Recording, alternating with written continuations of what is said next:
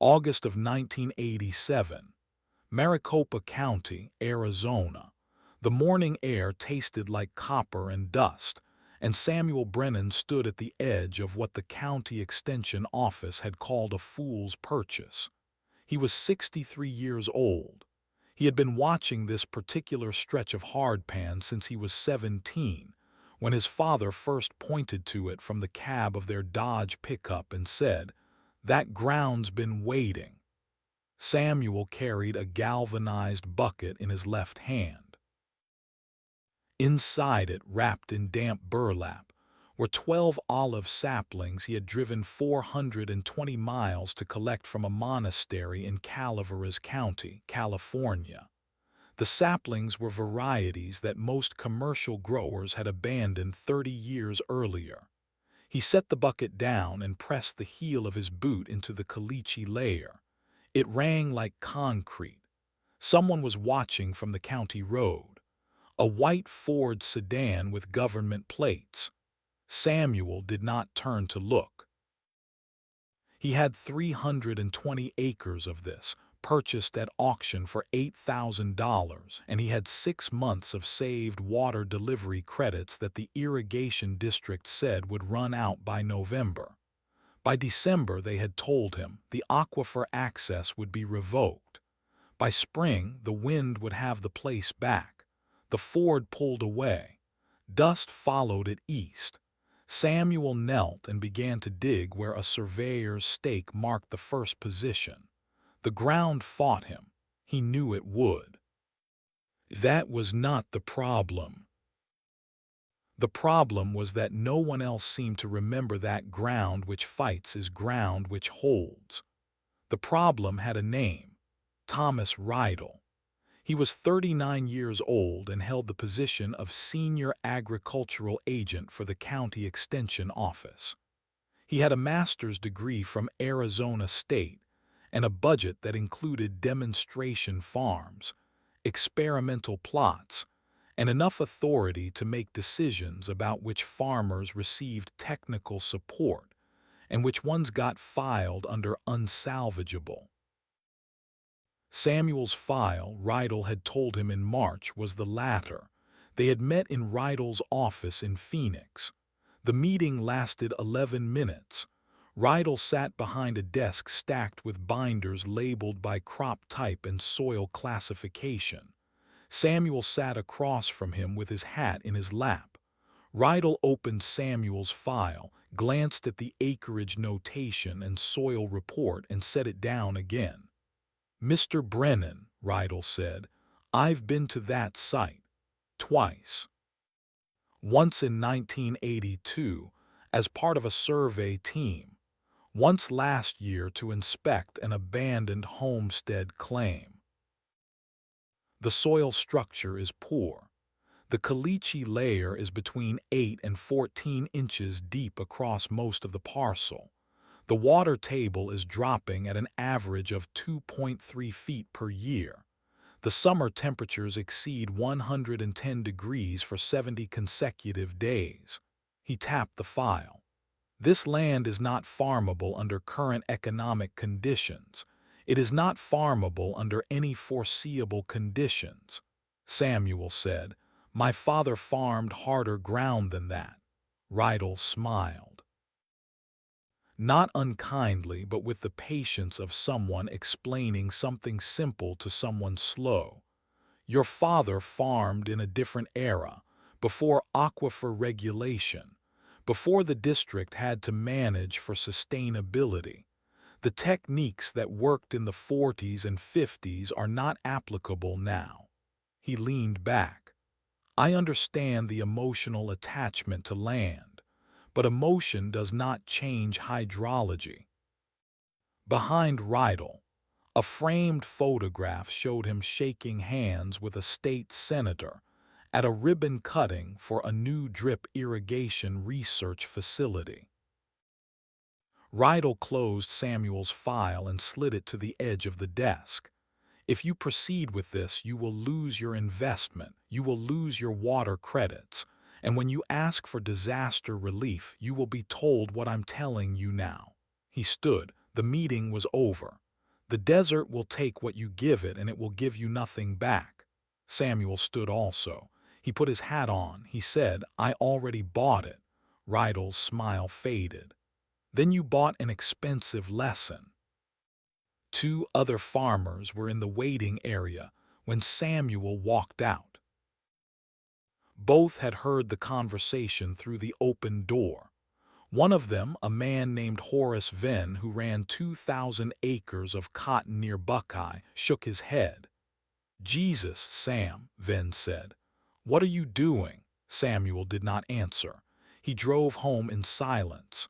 By June, word had spread through the feed cooperative and the equipment auctions. Samuel Brennan had lost his mind. Samuel Brennan was planting trees in a gravel pit. Samuel Brennan was using a 40-year-old tractor and irrigation methods from a textbook his dead father had annotated in the margins. The knowledge came from three sources. The first was a notebook. His father, Jacob Brennan, had kept a daily log from 1947 until his death in 1979. The notebook was a standard college-ruled composition book, black and white marbled cover, water-stained and held together with electrical tape. Inside were observations about seasonal water flow, root depth measurements in different soil types, and a hand-drawn map of the Salt River watershed that showed spring locations which no longer appeared on any government survey. The second source was a man named Ernesto Salazar, who had worked as a ditch manager for the Roosevelt Water Conservation District from 1938 to 1971.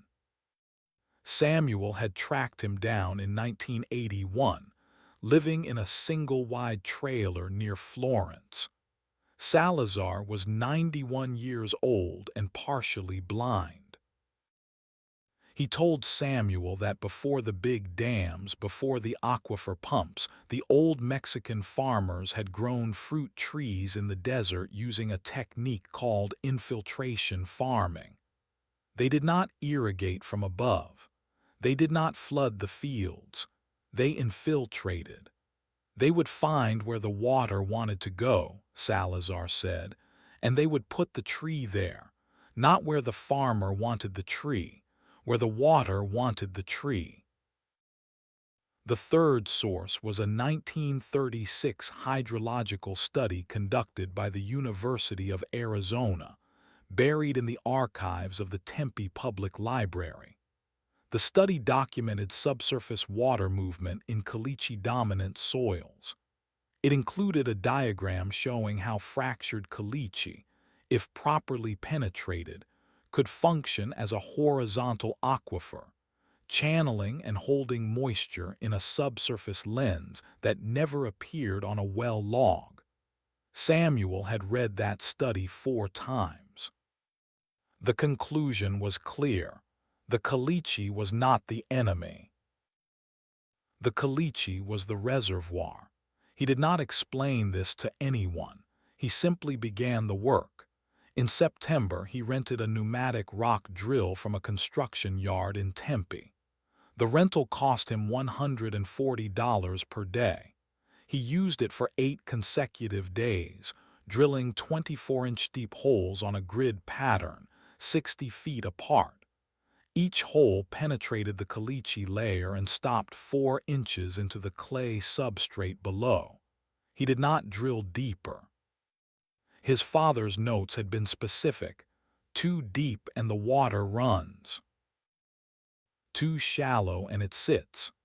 Into each hole he placed 1 olive sapling and backfilled with a mixture of decomposed granite, rabbit manure, and sulfur.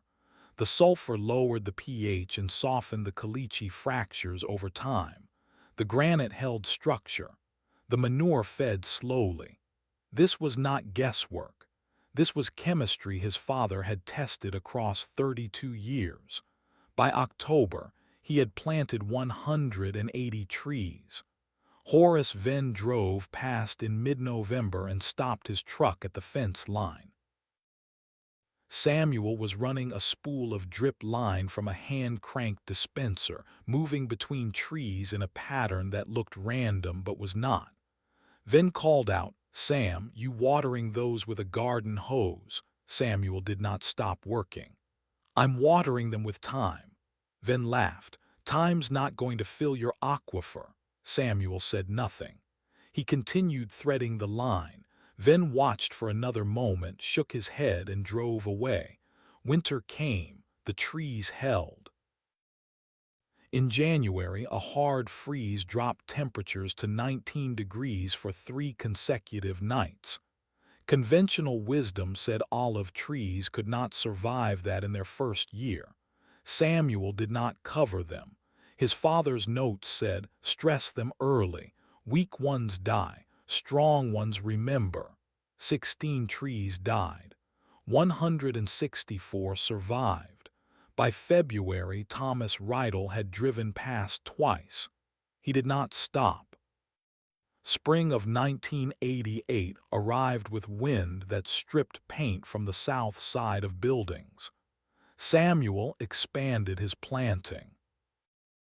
He added another 220 trees, using the same grid, the same depth, the same mixture. He also did something that no one understood. He planted barley between the tree rows, not as a crop, as a test. The barley grew for 6 weeks, shallow-rooted and fast, pulling moisture from the top 12 inches of soil. Then Samuel tilled it under before it set seed. The decomposing barley fed the soil biology and left a residue layer that reduced evaporation. He repeated this 3 more times between March and July. People called it a waste of seed. Samuel called it activating the system. In May, a county inspector arrived unannounced. Her name was Linda Kao, and she carried a clipboard and a soil probe. She told Samuel she was conducting a routine survey of new agricultural parcels to verify compliance with water use regulations. She walked the rows, took 6 soil samples, and asked to see his irrigation logs. Samuel showed her. She frowned at the numbers. "You're using 8% of your allotted water," she said. "I am. That's not possible, not with this tree count. It is if the water's already there." She looked at him like he had spoken in another language.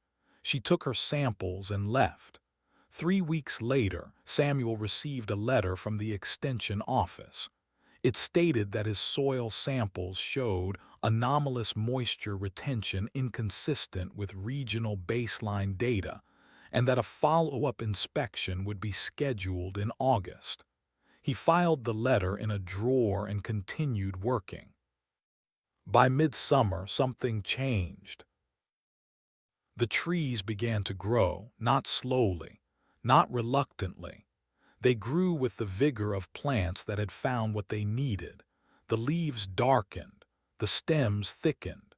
Samuel walked the rows every morning at 5:30, checking each tree with his hands, feeling the bark texture, the leaf weight, the branch flexibility. He said nothing to anyone, but someone noticed. Ernesto Salazar's grandson, a man named Miguel who worked as a mechanic at the feed cooperative, stopped by in late July. He stood at the fence line for 20 minutes, just watching. Finally, he called out, "Mr. Brennan, what are those?" "Arbequina olives. They're not supposed to grow here." "They are now." Miguel walked closer. "My grandfather told me about you. He said you listened." Samuel nodded. "He taught me to look for water where water wants to be." Miguel looked at the rows, the spacing, the understory vegetation Samuel had left deliberately in some sections and cleared in others. "Can I bring him out here? He can't see well anymore, but he could feel it." "Bring him." 2 days later, Miguel brought Ernesto in a wheelchair. The old man's hands shook, but his voice was clear. Samuel guided him to one of the trees and placed his palm against the trunk. Ernesto was silent for a long moment. Then he said, "You found it." "I did. The others will come now. When they see, they will want to know." "Let them come," Ernesto smiled. "They will say you got lucky." "Let them say it." August of 1989, 2 years after the first planting. The trees were 6 feet tall, and the oldest ones carried fruit. Not a full crop, but enough to weigh the branches. Samuel harvested the first olives by hand, filling a wooden crate he had built from pallet boards. The crate held 42 pounds. He took the crate to a processing facility in Yuma. The operator there, a man named Calvin Worth, worked in the back room with a press and a filtration system. He was skeptical when Samuel arrived. "Olives don't grow in Maricopa County," Worth said. "These did." Worth pressed them. The oil yield was 23%.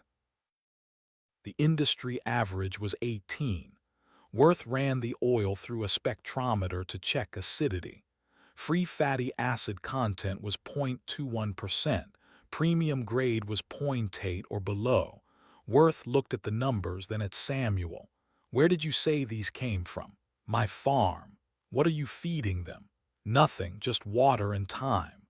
Worth bottled 12 ounces in a mason jar and handed it to Samuel. "You bring me more of this, I'll buy every gallon you can produce." Samuel said, "I'll bring you more." He drove home with the jar on the seat beside him. He did not open it. He set it on a shelf in his kitchen and went back to work. By October, the trees had produced enough for a second pressing. Samuel brought 280 pounds. Worth pressed it, tested it, and offered him $12 per liter. The market rate was 8. Samuel took the check and deposited it in silence. The trees kept growing. By spring of 1990, the canopy had closed. The ground between the rows stayed cooler, held moisture longer, and showed the beginnings of a biological crust that Samuel knew would deepen over time. The system was stabilizing. He planted another 300 trees, extending the grid to the western boundary of the property. That was when Thomas Rydell came back. It was a Tuesday morning in April. Rydell arrived in the same white Ford, but this time he was not alone. A man in a suit followed him, someone from the state agriculture department. They parked at the gate and walked in without asking. Samuel was pruning in the north section. He saw them coming and did not stop working. Rydell stopped 10 feet away. The man in the suit stood behind him holding a folder. Rydell said, "Mr. Brennan." Samuel set his pruning shears on a branch fork and turned. "Mr. Rydell, I heard you were growing something out here." "I am." Rydell looked at the rows, the canopy, the green understory. His expression was unreadable. "How much water are you using?" "Less than my allotment." "That's not possible." "It is." The man in the suit stepped forward. "I'm David Kemp, State Soil and Water Division. We've received reports of your operation. We'd like to inspect your irrigation system and take samples." Samuel said, "Take whatever you need." They spent 2 hours walking the property. They examined the drip lines, the tree spacing, the soil composition. They took samples from 12 different locations. Kemp knelt beside one of the original holes and probed the caliche layer with a soil knife. When he stood up, he was frowning. "You fractured the caliche," Kemp said. "I did. And you're using it as a subsurface reservoir." "I am." Rydell was standing by one of the older trees looking up into the canopy. He said, "This is not standard practice." Samuel said, "Standard practice doesn't work here." Kemp closed his folder. "We'll need to analyze these samples. If your moisture retention numbers are what I think they are, this could change how we approach desert reclamation." Rydell did not say anything. He walked back to the car and waited. Before he left, Kemp turned to Samuel. "How did you know this would work?" "My father told me." "Your father was an agricultural scientist." "He was a farmer." Kemp nodded slowly. "We'll be in touch." The report arrived in July. The soil samples confirmed subsurface moisture content at levels 38% higher than regional baseline. Water retention at the 12 to 24-inch depth was comparable to irrigated farmland despite using a fraction of the surface water. The caliche layer, when fractured and managed correctly, was functioning as a horizontal aquifer that captured and held seasonal moisture, groundwater seepage, and deep irrigation in a lens that fed the root zone without waste. The report concluded that Samuel's method represented a viable technique for dryland agriculture in caliche-dominant soils and recommended further study. Kemp called Samuel personally. "Mr. Brennan, we'd like to bring a team out to document your system. We're also recommending you for a state agricultural innovation grant." Samuel said, "I don't need a grant. You've developed something that could help a lot of farmers. Then send the farmers, I'll show them." In August, Rydell called. The conversation was short. He said, "I was wrong about your land." Samuel said, "You were working with the information you had. I should have listened." "You're listening now." There was a long silence. Then Rydell said, "I'd like to include your farm in our extension field day this fall. Let people see what's possible. You can do that." "Thank you, Mr. Brennan." The field day was held in October. 237 farmers attended. They walked the rows, asked questions, took notes. Samuel answered everything directly. When someone asked what his secret was, he said, "There's no secret. The water was always here. You just have to let it collect before you use it." Horace Venn was there. He stood at the edge of the group, arms crossed, listening. Afterward, he approached Samuel. "I'm sorry I laughed," he said. Samuel said, "You didn't know. I should have trusted you. You trust data. I had no data to show." Venn looked at the trees. "You have it now." The knowledge spread the way knowledge spreads when it works. Not through press releases or academic journals, but through farmers talking to other farmers, showing photographs, sharing measurements. By 1992, 17 farms in Arizona were using fractured caliche infiltration systems. By 1995, the number was 63. The University of Arizona established a research partnership with Samuel. They sent graduate students to measure root depth, water uptake rates, and soil microbiology. They published papers. Samuel's name appeared in the citations, but he declined interviews and did not attend conferences. In 1997, a delegation from the Israeli Ministry of Agriculture visited. They spent 3 days on the farm, documenting every detail. The lead researcher, a woman named Dr. Tamar Levinson, asked Samuel why he had never sought a patent or commercial partnership. He said, "A patent would stop people from using it. I want people to use it. You could be wealthy. I'm a farmer. I don't need to be anything else." The Israelis adapted his method for the Negev desert. Within 5 years, it was being used in Tunisia, Jordan, and parts of Morocco. Articles appeared in agricultural journals in 7 languages. Samuel received letters from farmers he would never meet, thanking him for work he had done in silence, alone, because no one believed him. He answered none of the letters. He kept farming. In 2003, Thomas Rydell retired from the Extension office. On his last day, he drove out to Samuel's farm. It was December, and the trees were heavy with fruit. The canopy had expanded to cover most of the 320 acres. The ground beneath was dark, alive, stable. Rydell parked at the gate and walked in. Samuel was inspecting a section of drip line near the southern boundary. Rydell approached slowly. "Mr. Brennan," Samuel looked up. "Tom, I wanted to see it one more time before I left. It's still here."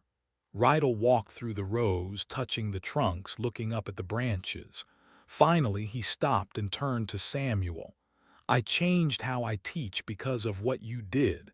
I stopped telling farmers what's impossible." Samuel said, "That's good. I tell them to look at their land the way you looked at yours, to see what's already there." "That's all I did," Rydell nodded. "That's more than most people ever do." They stood in silence for a moment. Then Rydell said, "Thank you for not giving up when I told you to." Samuel said, "I wasn't giving up, I was just starting." Rydell smiled. "I see that now." He walked back to his car and drove away. Samuel watched him go, then returned to the drip line. There was a small leak at a coupling joint. He tightened it with a wrench and moved on. Spring of 2018, 31 years after the first tree was planted. Samuel was 94 years old. He still walked the rows every morning, but slower now, with a cane made from ironwood that his grandson had turned on a lathe. The cane had been his gift for Samuel's 90th birthday. Samuel used it to probe the soil, check irrigation emitters, and push aside low branches to inspect fruit set. His grandson's name was Elliot. He was 26 years old, had a degree in environmental science from Northern Arizona University, and had returned to the farm after working 2 years for a water conservation nonprofit in New Mexico. He had grown up walking these rows, learning the system, but he had never fully understood why certain practices continued long after they seemed unnecessary. On a Saturday morning in March, Samuel and Elliot were in the equipment shed. Samuel was performing monthly maintenance on the pneumatic rock drill he had rented in 1987 and later purchased when the rental company upgraded their fleet. The drill was 43 years old, weighed 160 pounds, and had not been used in 15 years. Elliot watched his grandfather clean the air filter, check the compression seals, and run the motor for 60 seconds. When Samuel shut it off, Elliot said, "Why do you still maintain that?" "We're not planting anymore." Samuel set the wrench down and looked at his grandson. "Because someone will," he said. "You think someone will need to drill caliche again. I know they will, maybe not here but somewhere. And when they do, they'll need to know that this method works, that this equipment works, and that the person who first did it did not forget or abandon the tools that made it possible." Elliot was quiet. Then he said, "You're teaching me to preserve knowledge." "I'm teaching you that knowledge is only useful if the tools to apply it still exist and still function." Samuel handed Elliot a small notebook. It was not his father's notebook. That one was preserved in a fireproof safe in the house. This was a new one, spiral-bound, filled with Samuel's handwriting. It contained 53 pages of observations, measurements, seasonal notes, and a detailed diagram of the irrigation grid with annotations about flow rates, pressure requirements, and optimal spacing for different soil types. "This is yours now," Samuel said. "You read it, you test it, you add to it. When someone asks you how this works, you show them this and you take them to the ground and you let them see." Elliot opened the notebook. The first page had a title written in careful block letters: Infiltration Farming in Caliche Soils, METHODS and Observations 1987-2018. Elliot said, "What if no one asks?" Samuel said, "Then you find someone who should be asking and you tell them anyway." On a morning in late April, Samuel and Elliot walked to the original planting site. The first 12 trees were still there, now over 30 feet tall, their trunks thick and gnarled, their canopies wide. The ground beneath them was soft, dark, rich with years of leaf fall and slow biology. Samuel stopped at the tree he had planted first, the one he had marked with a white stone at its base. He pressed his hand against the bark. The tree was cool to the touch, alive, ancient in tree years, a survivor of freezes and droughts and the 29 harvests it had produced without fail. Elliot said, "This is where it started." Samuel said, "This is where someone listened." A breeze moved through the canopy, and the leaves shifted with a sound like water. Samuel stood there for a long time, his hand on the trunk, feeling the life moving beneath the bark. Then he stepped back and looked at his grandson. "The land tells you what it needs," Samuel said. "Most people stop listening because they think they already know. Your job is to stay quiet long enough to hear what's being said. And when you hear it, trust it more than you trust the people who tell you it can't be done." Elliot nodded. They walked back through the rows together, grandfather and grandson, across ground that had been called impossible and then proved otherwise, under trees that should not have grown and yet stood as testimony to the simple truth that knowledge applied with patience and precision does not argue, it simply becomes. The olive trees are still there. The farm is still operating. The method is still being taught. And in a shed on the southern edge of the property, a 43-year-old pneumatic rock drill sits on a workbench, clean and oiled and ready, maintained monthly, waiting for the next person who needs to break through what everyone says cannot be broken, and find the water that has always been there, held in the stone, patient and still, until someone believes enough to dig.